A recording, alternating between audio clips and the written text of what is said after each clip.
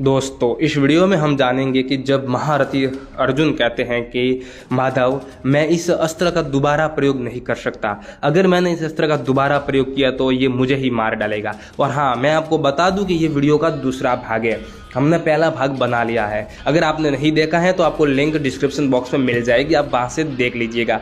और आगे क्या होता है, किस प्रकार वो दुर्योधन का सामना करते हैं, क्योंकि दुर्योधन का कवच अर्जुन के लिए अभेद्य रह गया था। क्या वो दुर्योधन को हरा पाएंगे या नहीं, ये सब हम इस वीडियो के अंत तक जान ही लेंगे। तो फिर चलिए शुरू करते हैं वीडियो बिना देर किए। संजय कहते हैं, राजन, माननीय अर्जुन ने कठोर आवरण का भेदन करने वाले मानवास्त्र से अपने बाणों को अभिमंत्रित करके धनुष की डोरी को खींचा। धनुष के बीच में रखकर अर्जुन के द्वारा खींचे जाने वाले उन बाणों को अश्वत्थामा ने सर्वघातक अस्त्र के द्वारा काट डाला। ब्रह्मावादी अश्वत्थामा के द्वारा दूर से ही काट दिए गए उन बाणों को देखकर श्वेतवान अर्जुन चकित हो उठे और श्री कृष्ण को सूचित करते हुए बोले, जनार्दन, इस अस्त्र का मैं 2 बार प्रयोग नहीं कर सकता, क्योंकि ऐसा करने पर यह मुझे ही मार डालेगा और मेरी सेना का भी संहार कर देगा। राजन, इसी समय दुर्योधन रण क्षेत्र में विषधर सर्प के समान भयंकर 9 बाण से श्री कृष्ण और अर्जुन को घायल कर दिया। उसने समर भूमि में बड़ी भारी बाण वर्षा करके श्री कृष्ण और पांडु कुमार धनंजय पर पुनः बाणों की झड़ी लगा दी। इससे आपके सैनिक बड़े प्रसन्न हुए। वे बाजे बजाने और सिंह नाद करने लगे।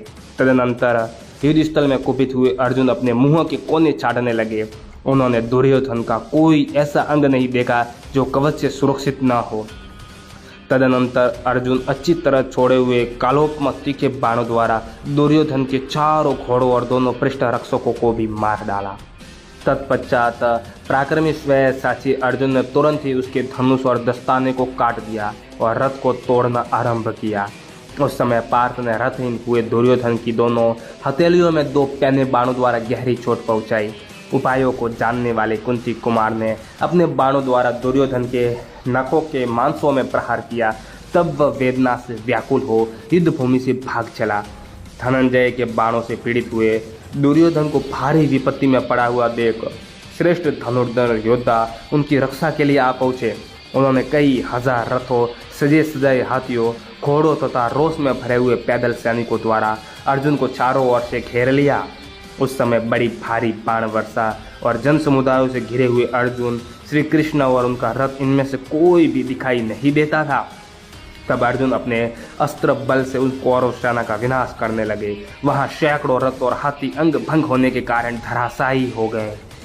उन हताहत होने वाले कौरव सैनिक ने उत्तम रथी अर्जुन को आगे बढ़ने से रोक दिया। वे जयद्रथ से 1 कोस की दूरी पर थे। तब वृषणवर श्री कृष्ण ने तुरंत ही अर्जुन से कहा, तुम जोर जोर से धनुष को खींचो और मैं अपना शंख बजाता हूँ। यह सुनकर अर्जुन ने बड़े जोर से गांडीव धनुष को खींचकर हथेली के छटपट शब्द के साथ ही भारी बाण वर्षा करते हुए शत्रुओं का संहार आरंभ किया। बलवान केशव ने उच्च स्वरों से पांचजन्य शंख को बजाया। उस समय उनकी पलकें धूल धूसरित हो रही थी और उनके मुख पर बहुत सी पसीने की बूंदें छा रही थी। नरेश्वर भगवान श्री कृष्ण के दोनों होठों से भरी हुई वायु शंख के भीतरी भाग में प्रवेश करके पुष्ट हो जब गंभीर नाद के रूप में बाहर निकली, उस समय असुर लोक यानी कि पाताल, अंतरिक्ष, देवलोक और लोकपलोक सहित संपूर्ण जगत भय से उद्विग्न हो विदीर्ण होता सा जान पड़ा। उस शंख की ध्वनि और धनुष की टंकार से उद्विग्न हो निर्मल और सबल सभी शत्रु सैनिक उस समय पृथ्वी पर गिर पड़े।